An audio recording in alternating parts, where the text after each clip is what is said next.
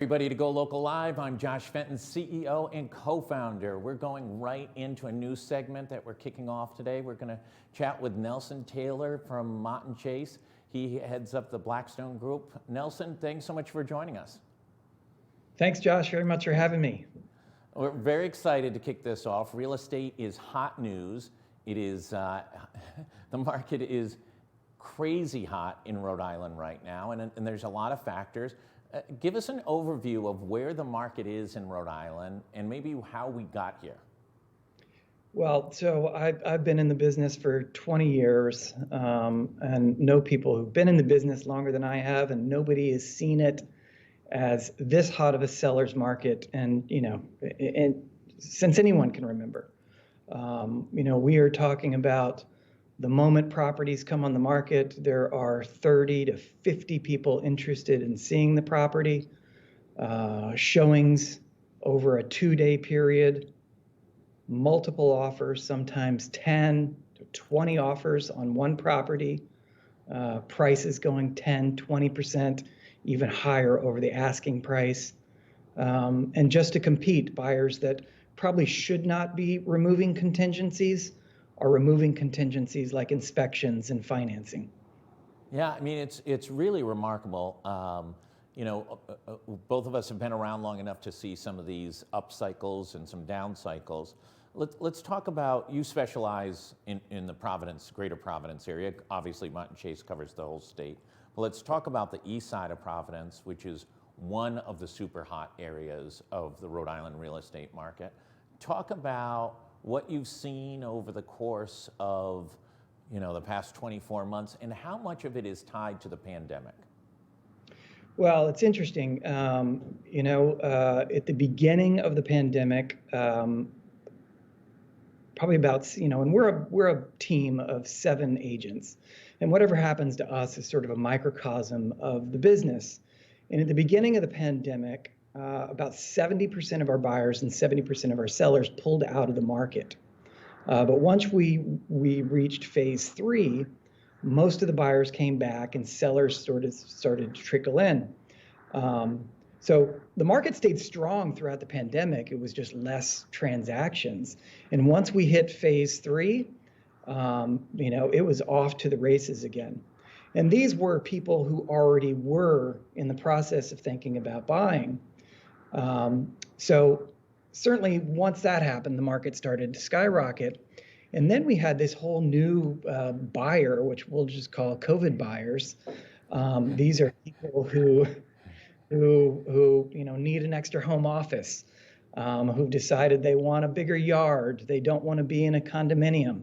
They want a swimming pool. And those are local buyers. And then we have this whole world of New York City buyers, Boston buyers, people that want to get out of the big cities and into a different area. And that could be either a primary home or just a secondary home to escape to. Yeah, it's remarkable. We live over that area and you just see houses. For sale goes up, 2 days later, pending sign goes up. I mean, I've seen some booms. I've never seen anything like this. Yeah, and it's really all across the market as far as types of properties, be it a condominium, be it a single-family house, or a multifamily. People who, because of the inventory, who can't find a single-family house are starting to look at, maybe I should consider a condominium. Maybe I should consider a multifamily. We have got almost 82% decrease in inventory from this time last year. So you can imagine with the lack of inventory, certainly the low rates is a part of this story. 2.5% interest rate is almost free money. And the number of buyers out there, the competition is unbelievable. Let's talk for a minute about let's break it down to buyers and sellers. What should buyers be thinking about right now? So buyers should be thinking first and foremost that they might have to fall in love 4 or 5 times before they can connect with the right property and get it under contract. When you have 15 to 20 offers on a property, you have to think about every little thing that's going to make your offer float to the top. That's going to be, anywhere from, writing a sweet letter to the sellers, who you are using for your financing. Nuances of appraisals are a big part of the story on the East Side in every market. You can imagine with, prices, say for a $550,000 house, it's not unheard of for that sales price to be $75,000 over the asking. Right? It's crazy. So a house that, let's say, 24 months ago was $500,000 on the East Side. What's that house going for now? Well, it's data value says if you look at the Rhode Island numbers and the state numbers, I mean, we're talking about certainly double-digit increases, but that house is at least going for 600. There are certain properties that are more popular. I'll say they've gone up at a higher clip. For example, the owner-occupied multifamily, and on the East Side, there are many two-family homes. So you've got that apartment, on the first floor, and you've got the second and third floor, which is a townhouse. And oftentimes that townhouse is 4 beds, 2.5 baths, 2,500 square feet. So just as big as, most of the houses in that, 450 to 650 range anyway.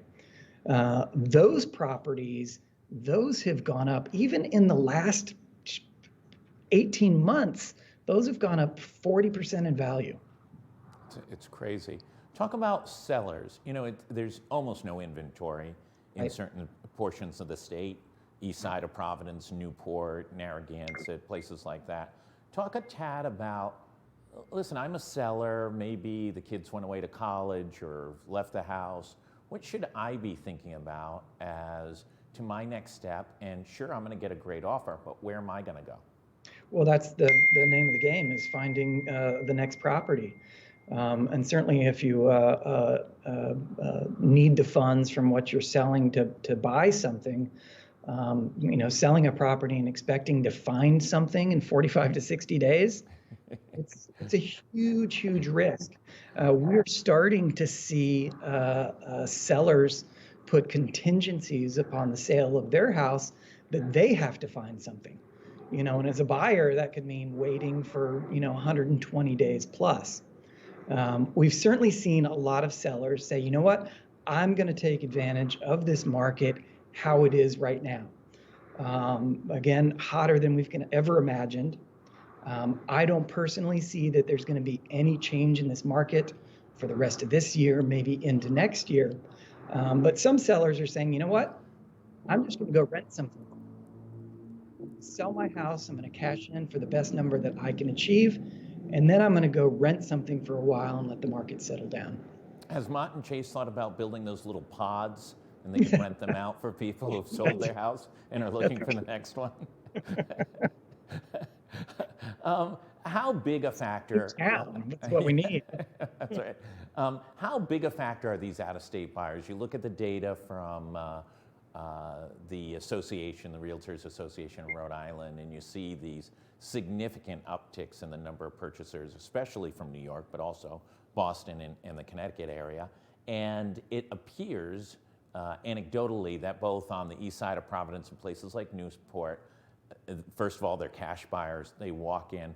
Everything is inexpensive to them, right? They're coming to incredibly expensive, most expensive markets literally in the world. So a $900,000 house is a drop in the bucket for them. Right. So huge. And, a lot of people from the cities initially went into a rental. So they might have gone, upstate New York, New Hampshire, something like that, found a farmhouse that they rented for 4 to 6 months. So we didn't see them coming into the market, until about 6 months after the pandemic started. But out-of-state buyers have risen 75% in the last year. One of the big parts of the market that they have fueled is the over $1 million market, whether that's on the east side, Newport, et cetera, other areas of the state. And we've seen that market, that has risen 116% year over year. It's crazy. Talk a little bit about what the spring, in your estimation, is going to look like. Are we going to see more inventory? Or are those folks who might have naturally rotated through that, empty nester, et cetera, fearful of having to move without being vaccinated? They're 60, 65, 75. They may or may not have gotten vaccinated by them. And so they'll hunker down and not go on the market like they might have. Right. Or will they say, oh, these prices are crazy. This changes my retirement position completely. I've got to sell now and move to Belize. Yeah, well, it's certainly a big factor and consideration. Most buyers now are, with such little inventory, they're thinking, well, do I settle for this house now? This house that I'm looking at doesn't check all the boxes. Should I wait? What is the spring going to look like? Spring always brings more inventory, but spring also brings more buyers. So in my estimation, it's going to be a wash. There is absolutely no reason to wait. We're not going to see any dramatic changes in the market. It just goes back to the same old adage, find the house you love, right? Don't move on something unless you're in love with it. And if you are in love with it, be prepared to really almost get into uncomfortable territory by how hard you go after that house. Well, think about it. With the lower interest rates, if that house was, I'm just using a hypothetical, Right. 750 now, Right. 24 months ago, 30 months ago, you might have only been able to afford 650 or 675. Right. And I think that's what's driving a lot of buyers now, and certainly something to think about. Let's say rates, go up to 4%, 5%. You are much better off buying now at an elevated price at that 2.5% interest rate than you are waiting. Nelson, final question. Where are we going to be when we do this interview a year from now? I'm going to call you a year from now on Skype. Where are we going to be, and what's it going to look like in your crystal ball? Or I forgot, does Mott Chace use the magic 8 balls? Yeah, right. I look at mine every morning. No one could have predicted where we are right now, and then certainly if I could predict the future, I would not be in the real estate business. I have no idea where it's going to be. My gut tells me that it's going to be much of the same a year from now. There's certainly lots of economic numbers within the state, nationwide, that show some economic instability, but so far they've not been tied together whatsoever. I do think that there's going to be the possibility of some sort of correction at the lower end once it's opened up, that evictions can happen, once foreclosures can happen. There's a high rate of forbearance for FHA mortgages right now. So that's got to affect the market at some point, but it's not going to affect a market like the East Side. Yeah. The East Side, even in the worst of 2008, the strongest parts of the market, obviously depending on where you bought, where you sold, you might have seen a 5 to 10% maximum correction in the market in 2008 on the East Side, where on the West Side of the city you could have seen a 50 to 70% correction. Yeah, it's crazy. Yeah, absolutely. Well, Nelson, listen, congratulations on everything you've been able to do in building Mott Chace. Thank you. It's really remarkable. It's fantastic. Yeah, it's very exciting. It's changed the landscape in the marketplace here in Rhode Island, and it's exciting to watch other young companies really explode. So kudos to you guys. And look forward to having more folks on to talk about the market and where it's going and what people should look out for. So I appreciate all your expertise. For everybody else, stay tuned. There's a lot of things going on. We're just getting up on GoLocal that 75-year-olds and older can now register with the state for vaccination. And also at 1:30, we'll have Dr. Fine on. He'll be talking about the new variants, both the UK, which has entered Rhode Island as of yesterday, and the South African, which was detected in the Commonwealth of Massachusetts. Everyone, please stay safe, wear your mask, and you know who to talk to about real estate in Rhode Island. Thanks, everyone. Thank you, Josh.